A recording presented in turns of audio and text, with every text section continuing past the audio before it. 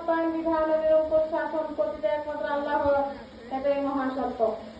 সম্মানিত উপস্থিতি মা বোনেরা, এই পর্যায়ে আমাদের সামনে ইমানের পথে চলতে আমার পরিকল্পনা এ বিষয়ের উপর আলোচনা নিয়ে আসছেন ইসলামী সমাজের সদস্য জনাবা লিজা আক্তার। أعوذ بالله من الشيطان الرجيم. بسم الله الرحمن الرحيم. لا إكراه في الدين قد تبين الرشد من الغي.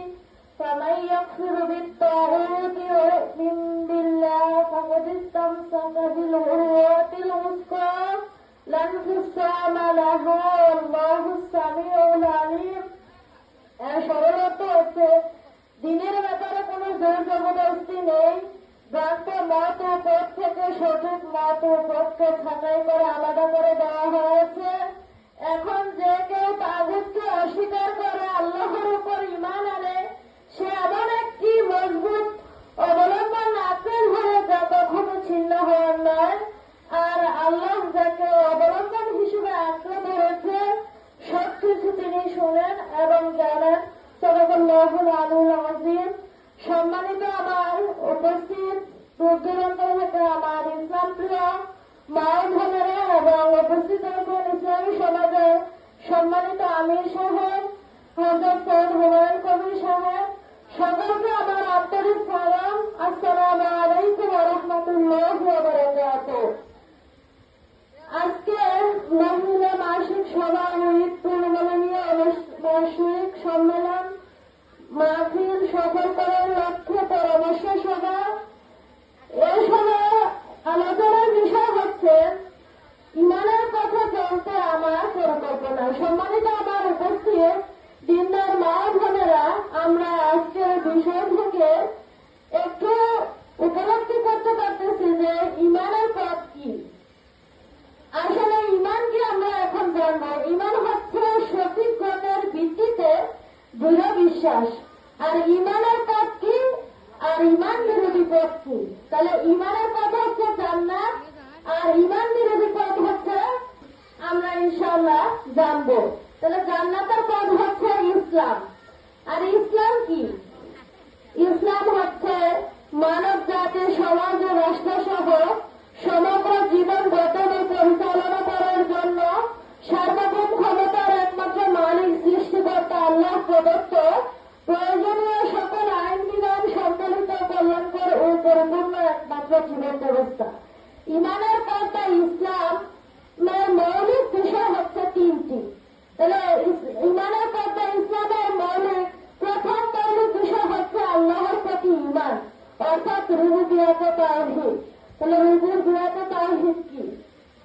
রুবুবিয়্যত তাওহীদ হচ্ছে মানুষের সমাজ ও রাষ্ট্র গঠন ও পরিচালনা সহ জীবনের সকল ক্ষেত্রে সার্বভৌমত্ব, আইন বিধান ও নিরঙ্কুশ কর্তৃত্ব একমাত্র আল্লাহ, মানুষের নয়। এটাই আল্লাহর প্রতি ঈমান, এটাই ইসলামের প্রথম মৌলিক বিষয়।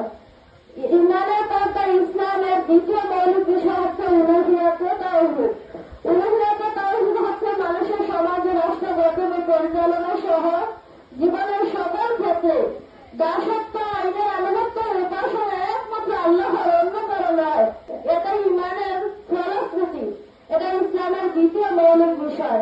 ঈমানের পথে ইসলামের তৃতীয় মৌলিক বিষয় হচ্ছে নেতৃত্বের ইতাআত তাওহীদ।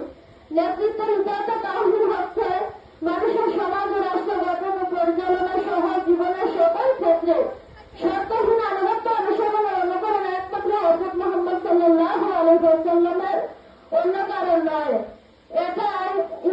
এটা আল্লাহর প্রতি ঈমানের ফলশ্রুতি বাস্তবায়ন। এটা ইসলামের তৃতীয় মৌলিক বিষয়। সম্মানিত উপস্থিত আমার দিনদার মা বোনেরা, আমরা এখন ইসলাম এবং ইসলামের মৌলিক বিষয়গুলো জানলাম। তাহলে ঈমানের পথ আমরা জানলাম। তাহলে ঈমান বিরোধী পথ কি? ঈমান বিরোধী পথ হচ্ছে জাহিলিয়াত। অর্থাৎ জাহিলিয়াত কি এটা আমাদের জানতে হবে।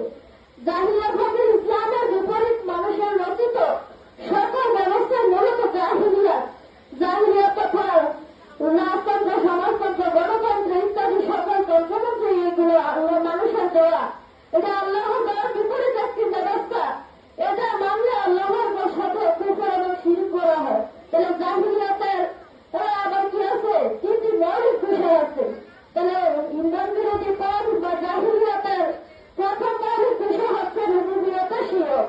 তাহলে রুবুবিয়তে শিরকটা কি? তাহলে রুবুবিয়তে শিরক হচ্ছে মানুষের সমাজ রাষ্ট্র গঠন ও পরিচালনায় মানুষের সার্বভৌমত্ব আইন বিধান কর্তৃত্ব মানুষের। এটা আল্লাহর প্রতি ইমানের সাথে কুফর এবং শিরক, এটা জাহিলিয়াতের প্রথম মৌলিক বিষয়। তাহলে আল্লাহ ইমান বিরোধী পথ বা জাহিলিয়াতের দ্বিতীয় মৌলিক বিষয় হচ্ছে উলুহিয়াতে শিরক। উলুহিয়াতে শিরক হচ্ছে মানুষের সমাজ রাষ্ট্র গঠন ও পরিচালনায় দাসত্ব মানুষের আইনের আনুগত্য মানুষের মন করে আইন বিধানে উপাসনা গায়ুল্লাহ। এটা আল্লাহর প্রতি ইমানের ফলশ্রুতির সাথে কুফর এবং শিরক, এটা জাহিলিয়াতের দ্বিতীয় মৌলিক বিষয়। ইমান বিরোধী পথ বা জাহিলিয়াতের দ্বিতীয় মৌলিক বিষয় হচ্ছে নেতৃত্বের ইতাআতে শিরক। নেতৃত্বের ইতাআতে শিরক হচ্ছে মানুষের সমাজ রাষ্ট্র গঠন ও পরিচালনায় মানবরচিত ব্যবস্থার ভিত্তিতে দ্বারা প্রমুখ নেতা বা সরকারের আনুগত্য অনুসরণ ও অনুকরণ। এটা আল্লাহর প্রতি ইমানের ফলশ্রুতির বাস্তবায়নের সাথে কুফর এবং শিরক, এটা জাহিলিয়াতের তৃতীয় মৌলিক বিষয়। সম্মানিত আমার উপস্থিত দিনদার মা বোনেরা, আমরা তখন ইমান বিরোধী পথ এবং তাহলে ইমান বিরোধী পথ আমি ত্যাগ করেছি আর ইসলাম গ্রহণ করেছি। তাহলে আমি কোন ইমান বিরোধী পথে নেই, আমি ইমানের পথে আছি। তাহলে ইমানের পথে থাকার আজকে আমার পরিকল্পনা হচ্ছে এই ইমান, যে ইমানের পথে থাকে তার আমার দায়িত্ব আছে। দায়িত্ব ছাড়া ইমানের পথে চলা যায় না। তাহলে আমারও কিছু দায়িত্ব আছে। এই দায়িত্বের ভিত্তিতে আমার পরিকল্পনা হচ্ছে আমি ইসলামী সমাজের আমিরের ডাকে সর্বদা নিজেকে আমিরের কথাগুলো তার যখন যে কর্মসূচি আছে ওই কর্মসূচিতে থাকার জন্য আমি আন্তরিকভাবে চেষ্টা করব ইনশাআল্লাহ। এবং আমার নিজের জান ও মাল সহ আমি আল্লাহর রাস্তায় বিলিয়ে দিতে চাইব।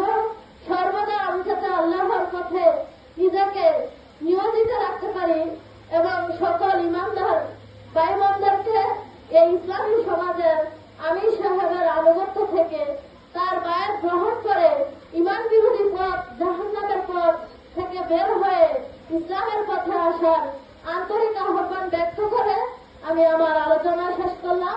ওয়া মা আলাইনা ইল্লাল বালাগ। আসসালামু আলাইকুম ওয়া রাহমাতুল্লাহি ওয়া বারাকাতুহু।